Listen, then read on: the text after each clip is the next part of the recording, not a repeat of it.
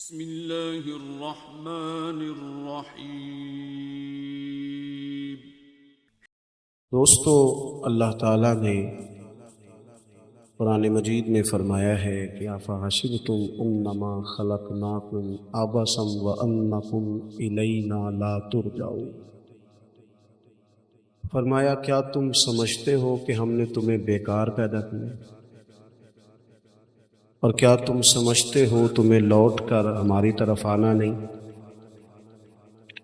اللہ کریم نے اس کائنات کو بہت ساری حکمتوں کے تقاضوں کے تحت تخلیق فرمایا ہے۔ ایک تو اپنے آپ کو بیکار نہ سمجھے۔ ہمارے ہاں لوگ کمزور پڑ جاتے ہیں، میں غریب آدمی ہوں، میں پیچھے رہتا ہوں، میری کون سی فوٹو آتی ہے، میں کون سا چار لوگوں میں پہچانا جاتا ہوں، پیسے میرے پاس۔ یہ کمزوریاں ہیں، یہ خود اعتمادی کو ختم کرتی ہیں۔ اپنی صلاحیت کو پہچانا جائے، غور کیا جائے کہ ہم کیا ڈیوٹی زندگی میں کر سکتے ہیں، اس پر توجہ دی جائے۔ اور پھر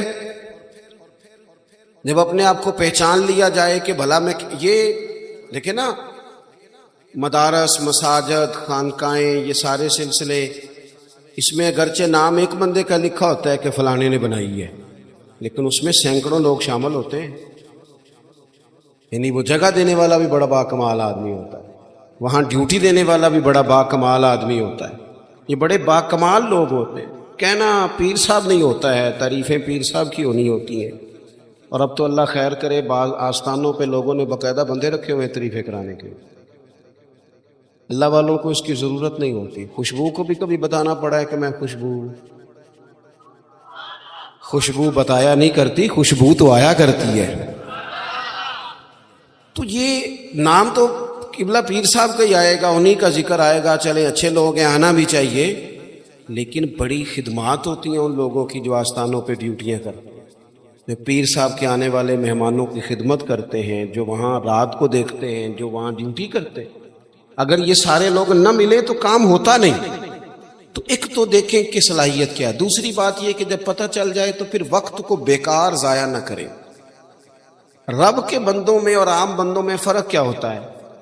عام لوگ وقت ضائع کرتے ہیں، رب کے بندے اپنے وقت کو قیمتی بنا کے رب رسول کو راضی کر لیتے ہیں۔ ہمارے اوقات ضائع ہوتے ہیں۔ ڈھیر سارے لوگ ہیں، وہ کہتے ہیں میں بور ہو رہا ہوں، تو میں اکثر کہتا ہوں کہ بور ہونے کے لیے بھی تو ٹائم چاہیے نا۔ ہمیں تو ٹائم ہی نہیں ملتا، بھلا کس وقت بور ہو، ٹائم ہی نہیں ملتا۔ وہ جناب آپ پوچھیں کسی آدمی سے کہ یہاں کیوں کھڑے ہو، کہتے ہیں میں ٹائم پاس کر رہا ہوں۔ میرا کئی دفعہ دل کرتا ہے پوچھنے کو کہ آج آپ نے ایک سپارہ قرآن پاک کا پڑھا ہے؟ محبوب تو پوچھتے تھے نا صحابہ سے صبح کہ آج کسی نے جنازہ پڑھا ہے، مسکین کو کھانا کھلایا ہے، آج فلاں آدمی نے کوئی نیکی کی، محبوب سوال کرتے تھے۔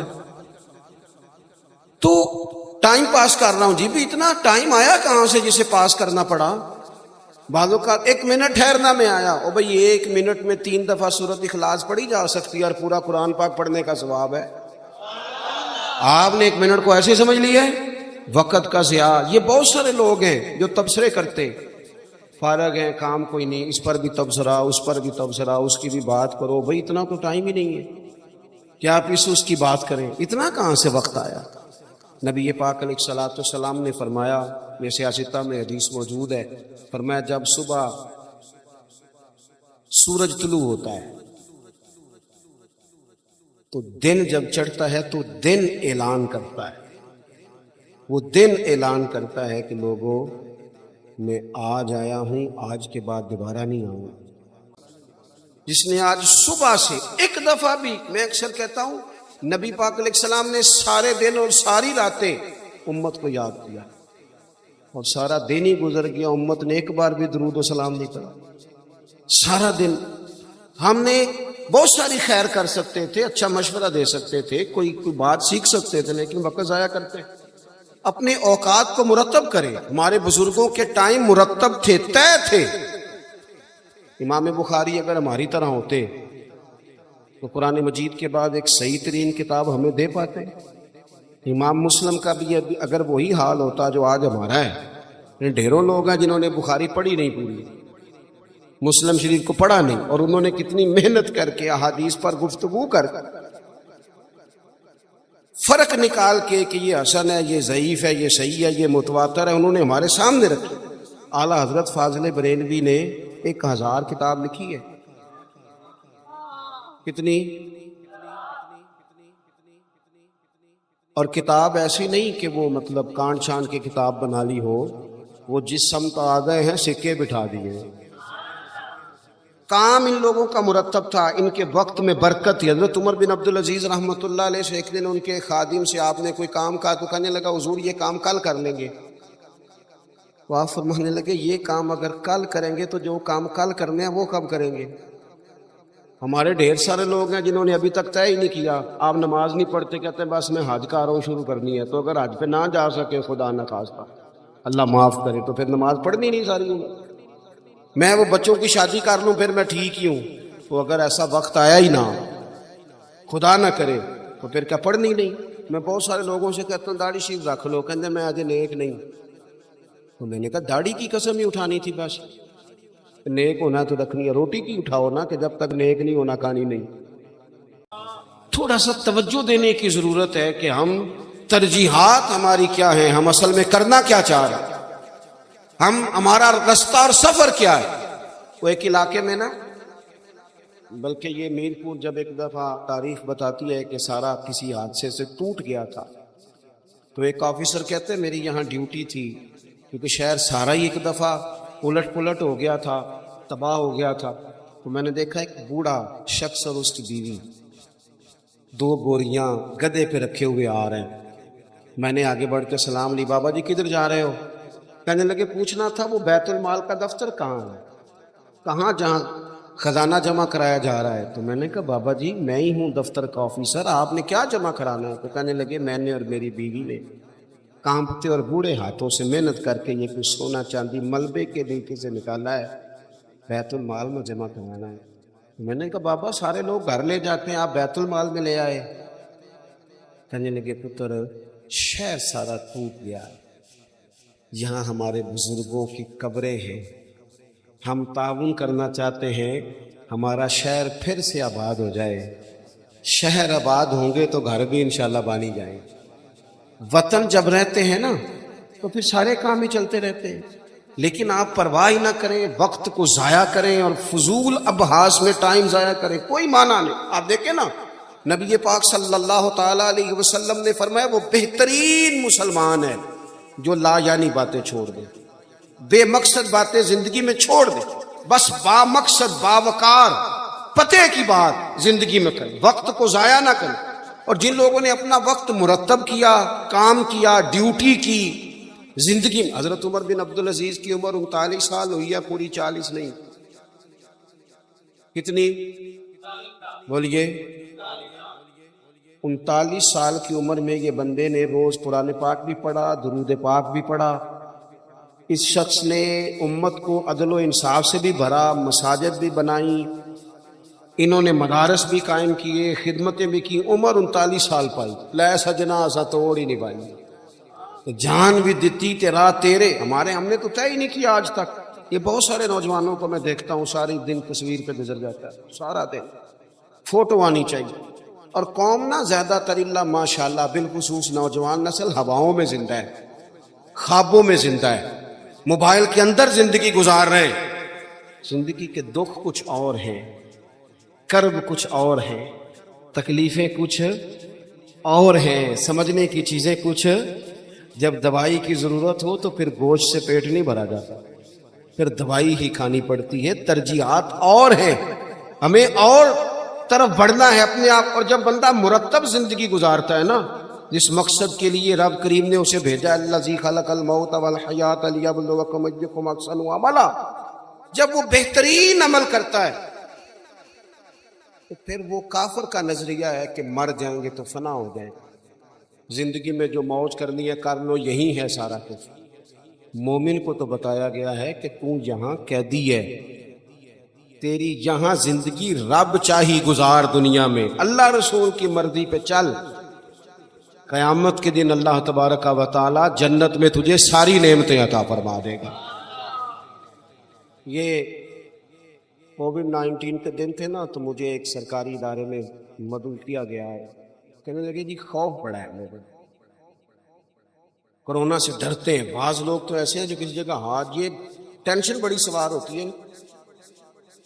एक साहब मेरे सामने बैठ के कहने लगे जी मुझे तो ज़्यादा लोग जमा हो जाए तो घुटनों में लग जाती है, तो ये कब्र में तो मैं तो बड़ा खौफ खाता हूँ। तो मैंने उनसे कहा कब्र खड्डा है, गड़ा है, दोज़ख के गढ़ों में से गड़ा है, नबी से सही मौजूद है, बात बिल्कुल ठीक है, लेकिन कब्र की एक दूसरी हालत भी है जो बंदा है मोमिन के लिए। आपका जो ख्याल है ना सांस कैसे आएगी, चारों जानब से बंद है, तो जो रब माँ के पेट में बंदे को सांस के लिए मौका देता है ना, और अगर कोई इससे भी ज्यादा आसान बात समझना चाहे तो अंडा चारों जानब से बंद होता है, सुराख भी कोई नहीं होता। चारों, मेरी तरफ देखें जी, चारों जानब से अंडा बंद होता है, लेकिन जब चूजा निकलता है तो जिंदा भी निकलता है, सांसें भी लेता है और खूबसूरत भी निकलता है। तो जो मालिक वहाँ उसके लिए सारी आसानियाँ फराम करता है वो कब्र में भी फरमाएगा। लेकिन दो हालतें हैं ना, एक वो खड्डा है, वो घड़ा है। देखिए मैंने अगर गुजरावाला आना है तो गुजरावाला की सड़क पे चढ़ना चाहिए, पिंडी वाली सड़क पे तो अगर कोई सड़क ही इख्तियार की हो जो सीधी खड्डे में जाती हो, तो इसलिए तो सड़क जानबूझ के इख्तियार की है। ना हलाल हराम की तमीज़ है, ना बोलने में एहतियात है, ना कोई परवाह है, न बेटियों का हक दिया है, न बहनों को उनका हक दिया है, न जिम्मेदारियों का एहसास किया। तो फिर अल्लाह माफ फरमाए, इसने तो सफर ही खड्डे का शुरू किया। लेकिन अगर इसने जिंदगी थोड़ी मोहतात गुजारी है, रब चाही गुजारी है, तो फिर कब्र की दूसरी हालत भी हुजूर ने बयान की।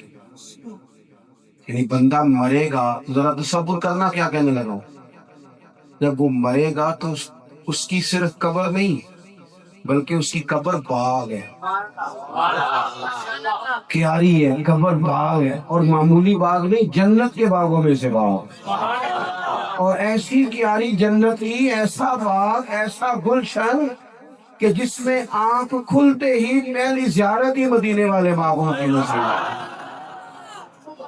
क्या कहा हजरत ने, कहने लगे लहद में इश्क रुखे शाह का दाग लेके चले, हमने अंधेरी रात सुनी थी चिराग लेके चले। अब अल्लाह फरमाता यौम नहशुरुल मुत्तकीना इला रहमानी वफदा, फरमाया जो मुत्तकी लोग होंगे ना, परहेजगार, वो जब रब की बारगाह में पेश किए जाएंगे तो मेहमान बना के पेश किए जाएंगे। अल्लाह की बारगाह में मेहमान बना, नसूकुल मुजरिमीना इला जहन्नम विरदा, और मुजरिमों को जहन्नम की तरफ प्यास से हाँका जाएगा, प्यास से हाँका जाएगा। अपने मामलाते जिंदगी को हमें जल्दी से तय कर ले, वक्त ना गुजर गया तेजी से। काले बालों की जगह सफेद आने लग गए, और तंदुरुस्त वजूद कहीं कहीं से दर्द करने लग गए।